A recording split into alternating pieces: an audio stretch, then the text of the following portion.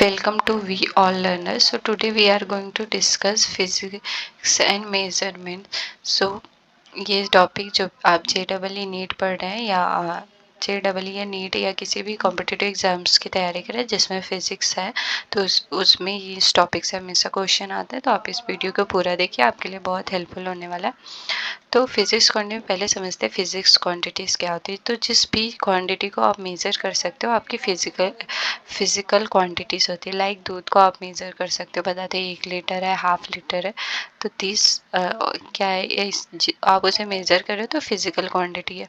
Like आप किसी solid का वेट मेजर कर रहे हो, देखो राइस 1 kg 2 kg। तो ये जब बेसिक चीज़ें यूज़ करते हैं तो वो सब फिजिकल क्वांटिटीज़ के अंदर आती है। आप डिस्टेंस को मेज़र करके बताते हो कि ये 1 सेंटीमीटर का, या बाइक से आज हम 2 किलोमीटर या 3 किलोमीटर का डिस्टेंस कवर किए विद दिस स्पीड। तो दिस ऑल आर, जिसको आप बताते हो मेज़र कर सकते हो जिस भी क्वांटिटी को, हमारी फिजिकल क्वांटिटीज होती है। फिजिकल क्वांटिटी जब भी हम बताते हैं तो हम दो चीज़ों का यूज़ करते हैं, नंबर एंड यूनिट।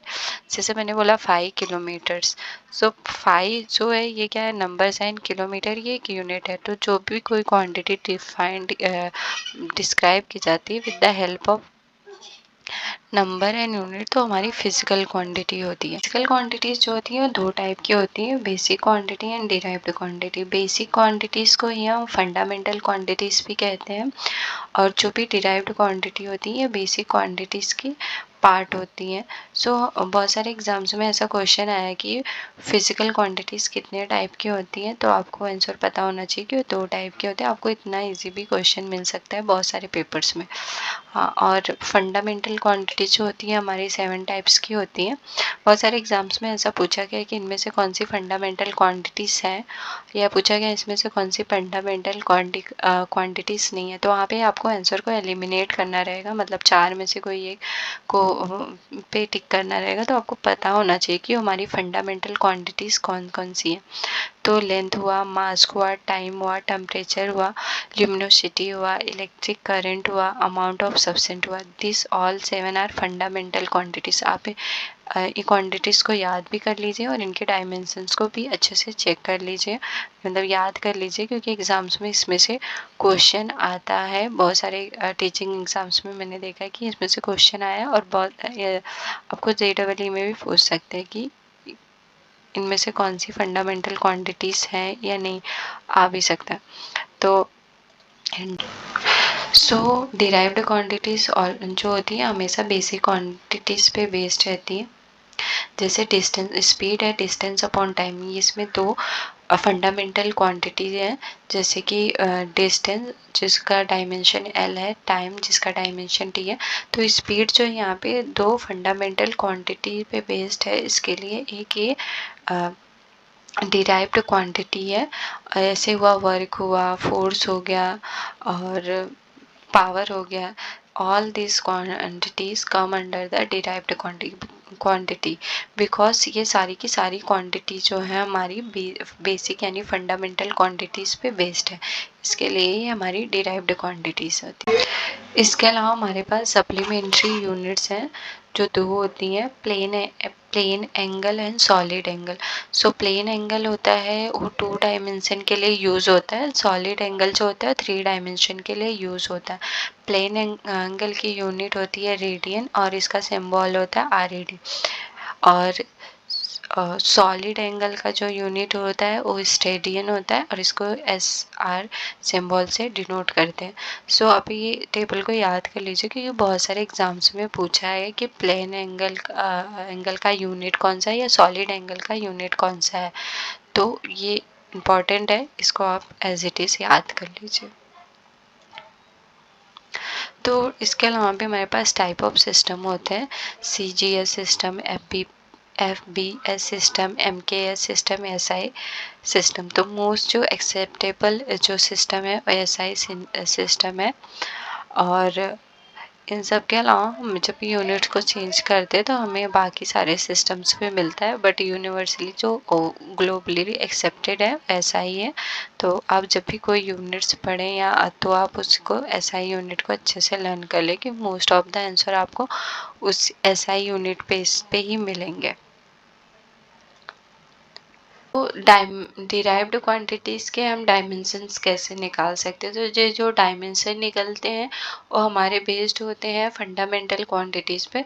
तो हमें किसी भी क्वांटिटी का, डिराइव्ड क्वांटिटी का अगर डायमेंशन चाहिए तो हमें उसके लिए बहुत ही इम्पॉर्टेंट है कि हम उसके फॉर्मूले को हमें उसका फॉर्मूला पता होना चाहिए। तो इसके लिए आप कोई सेपरेट बुक नहीं पढ़ सकते। आप जो भी पढ़ाई कर रहे हैं, जो भी लेसन पढ़ रहे हैं, लाइट पढ़ रहे हैं, इलेक्ट्रिसिटी, तो उसके सारे फॉर्मूले को आप लर्न करके डायरेक्टली यहाँ पे अप्लाई कर सकते हैं। और उस फॉर्मूले बस फंडामेंटल जो क्वांटिटीज़ है उनके बेसिस पे आप इजीली जो है डिराइव्ड क्वांटिटीज़ के डायमेंशंस को निकाल सकते हैं।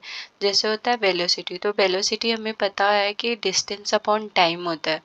तो यहाँ पे डिस्टेंस हमारी फंडामेंटल क्वांटिटी में हम एल से डिनोट करते हैं और टाइम जो है डिवीजन में, इसके लिए हमने यहाँ पे टी माइनस लिया है। एक्सीलरेशन जो होता है हमारा वेलोसिटी अपॉन टाइम, तो हमें पता है ये वेलोसिटी डिवाइड बाय अगेन होगी टाइम से। तो जब भी टी अगेन ऊपर जाएगा तो हम उसे -2 से लिख देंगे। फोर्स होता है हमारा मास इंटू एक्सेलरेशन। तो ये अपने पास एक्सेलरेशन की जो है डायमेंशन है, इसमें अगर हम मास यानी एम से मल्टीप्लाई कर देंगे तो हमें फोर्स का डायमेंशन मिल जाएगा। एरिया होता है लेंथ इंटू ब्रेथ।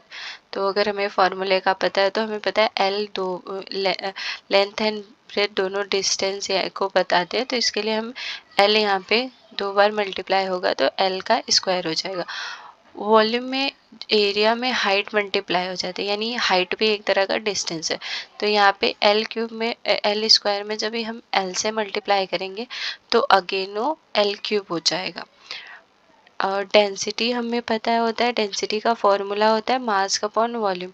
तो यहाँ पे वॉल्यूम जो है एल क्यूब है और एम जो है मास है।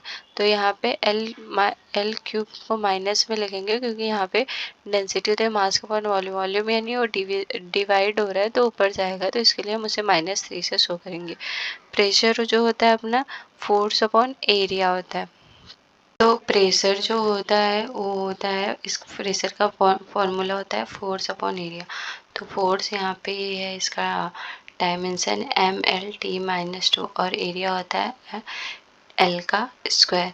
सो यहाँ पे अगर हम प्रेशर का देखें, जब भी एल ऊपर जाएगा तो क्योंकि डिवीजन में एरिया डिवाइड हो, फोर्स को एरिया डिवाइड करे, तो जब ये एरिया को हम ऊपर लेंगे तो उसको एल को -2 से रिप्रेजेंट करेंगे। तो ये यहाँ पे फोर्स का वो प्लस एल जो है +1 है, तो +1 इसके +1 से एक -1 कैंसिल हो जाएगा, तो इधर फॉर्म आ जाएगा ml -1 और T-2। और उसके बाद वर्क का जो होता है फोर्स इंटू डिस्प्लेसमेंट। तो अपने पास फोर्स का ये फॉर्मूला है mL/T-2। तो यहाँ पे डिस्प्लेसमेंट यानी एल से मल्टीप्लाई हो जाए अगेन डिस्टेंस, तो यहाँ पे एल से मल्टीप्लाई कर देंगे तो हमारे पास जो वर्क का फॉर्मूला आएगा mL²T-2। तो प्रेशर जो होता है वो होता है, इस प्रेशर का फॉर्मूला होता है फोर्स अपॉन एरिया।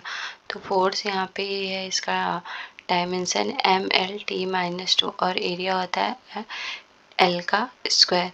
सो यहाँ पे अगर हम प्रेशर का देखें, जब भी एल ऊपर जाएगा तो क्योंकि डिवीजन में एरिया डिवाइड हो, फोर्स को एरिया डिवाइड करे, तो जब ये एरिया को हम ऊपर लेंगे तो उसको एल को -2 से रिप्रेजेंट करेंगे। तो ये यहाँ पे फोर्स का वो प्लस एल जो है +1 है, तो +1 इसके +1 से एक -1 कैंसिल हो जाएगा, तो इधर फॉर्म आ जाएगा mL -1 और T-2।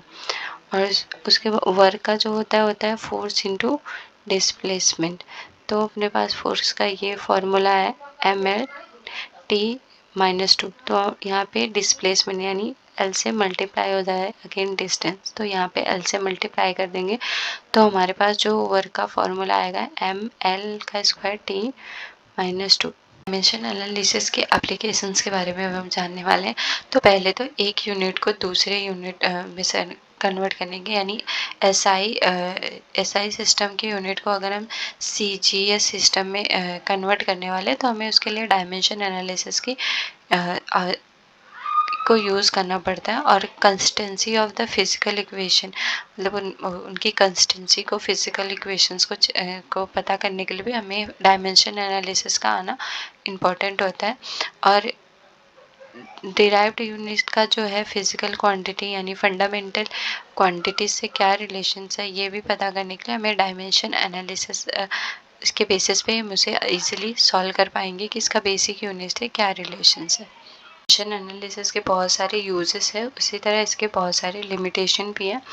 जैसे कि हम किसी डायमेंशन कॉसेस या प्रोपोर्शनली कांस्टेंट के लिए हम डायमेंशन एनालिसिस को यूज़ नहीं कर सकते। और दूसरा है, जैसे बहुत सारे फंक्शन होते हैं, जैसे ट्रिग्नोमेट्रिक फंक्शन, ट्रिग्नोमेट्रिकल फंक्शन हुआ, एक्सपोनेंशियल फंक्शन, लॉगरिथमिक फंक्शन, इन सब के लिए हम इसे हमेशा जीरो कंसीडर करते हैं, इन सब को यूज़ नहीं करते। मतलब जब भी हम डायमेंशंस एनालिसिस करेंगे तो वहाँ पे उसे जीरो कर सकते हैं। और जब भी कोई फिजिकल क्वांटिटी मोर देन 2 और 3 फिजिकल क्वांटिटीज़ पे डिपेंड होगी तो भी हमें ये मेथड को यूज़ करना डायमेंशन एनालिसिस के बहुत ज़्यादा डिफ़िकल्ट हो जाएगा। और कोई ऐसी फिजिकल क्वांटिटी है जो सम है और डिफरेंसेस है 2 और मोर फिजिकल क्वांटिटीज़ के, तो डायमेंशन एनालिसिस वहाँ पे यूज़ करना डिफ़िकल्ट होता है। और वहाँ उनके बीच का रिलेशन फाइंड आउट करने में भी हमें डायमेंशन एनालिसिस डिफ़िकल्ट होती है। और जब भी नंबर एंड डायमेंशनलेस, ये जो हमारा डायमेंशन एनालिसिस है, यह नंबर और डायमेंशनलेस क्वांटिटीज़ के बारे में कोई भी बात नहीं करता, हमेशा यूनिट्स के बारे में ही बात करते हैं। तो यहाँ पे इसे भी यहाँ पे अप्लाई करना से डिफ़िकल्ट हो जाता है। और सम केसेस में जैसे प्रोपोर्शनली कांस्टेंट हो गया वहाँ पे बहुत सारे प्रोपोर्शन जो कांस्टेंट होते हैं, वो जो होते हैं यूनिट कैरी करते हैं, सॉरी उनके में यूनिट होता है, बट वहाँ पे भी हमें डायमेंशन एनालिसिस करना डिफ़िकल्ट होता है। जैसे कि हमें इलेक्ट्रिक फोर्स जब हम फाइंड करते हैं उसमें 1/4 epsilon not into Q1 Q2 upon R² होता है। तो वहाँ पे जो 1/4 एप्सिलॉन नॉट होता है वो एक कांस्टेंट है, जिसे हम 9 × 10⁹ न्यूटन मीटर स्क्वायर पर कूलम का स्क्वायर लेते हैं। तो वहाँ पे भी डायमेंशन एनालिसिस अप्लाई करना बहुत डिफ़िकल्ट हो जाता है।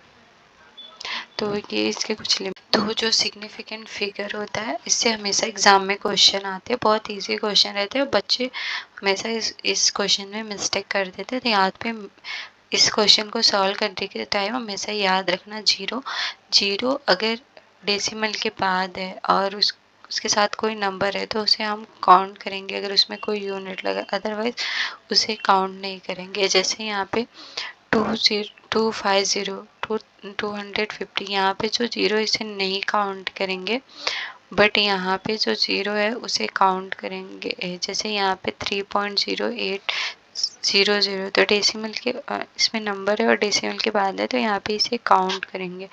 और ये पावर्स वाले टर्म्स में को हम ध्यान नहीं देंगे। और यहाँ 7 और 9 के बीच में है जीरो, तो उसको काउंट करेंगे। तो यहाँ पे 3 सिग्निफिकेंट नंबर है, यहाँ पे 10 सेंटीमीटर डायरेक्ट है, यहाँ पे कोई डेसिमल नहीं है, तो इस जीरो को अगेन हम काउंट नहीं करेंगे। अगर आप इन दोनों में देखें तो यहाँ पे डेसिमल नहीं लगा हुआ है, इसके लिए हम इन जीरोस को काउंट नहीं करेंगे। इसके लिए यहाँ पे 7 और 5 2 सिग्निफिकेंट नंबर लेंगे, बट यहाँ पे डेसिमल लग के जीरो लगे, यानी यहाँ पे कोई और भी यूनिट आएंगी, तो इसके लिए यहाँ पे हम इसे पूरे को काउंट करेंगे। से 7 5 जो हो गया 1 2 3 4 5 6, तो यहाँ पे 6 जो है सिग्निफिकेंस जो है फिगर है। यहाँ पे आप ये सारे सम्स को देख के प्रैक्टिस कर लेना। यहाँ पे जो भी पावर्स में रहेंगे उसे हम नहीं काउंट करेंगे, क्योंकि माइनस में तो ये सब पीछे पीछे जाएंगे सारे, और फिर वहाँ पे जीरो आएंगे, तो उसी जीरो को 4 6 के बाद जो रहेंगे, मतलब ये जीरो इस साइड शिफ्ट होगा लेफ्ट हैंड साइड, तो इसके लिए यहाँ पे 4 6 2 ही सिग्निफिकेंट नंबर रहेंगे। अगर प्लस होता तो भी जीरो आगे की साइड लगते। तो इस तरह से हम वहाँ पे पावर वाले टर्म जब भी रहेगा तो उसमें नहीं, जो नंबर्स दिए हैं उस पर फोकस करके अपने सिग्निफिकेंट नंबर को निकालेंगे। तो आप इस चार्ट को अच्छे से रीड कर लीजिए, इसे अच्छे से लर्न कर लीजिए, मतलब देख लीजिए, प्रैक्टिस कर लीजिए, यहाँ से इजीली क्वेश्चन आते हैं, सिग्निफिकेंट फिगर पूछे जाते हैं, बहुत इजी रहता है। आप यहाँ से इजीली 2 to 3 मार्क्स स्कोर कर सकते हैं। तो थैंक यू।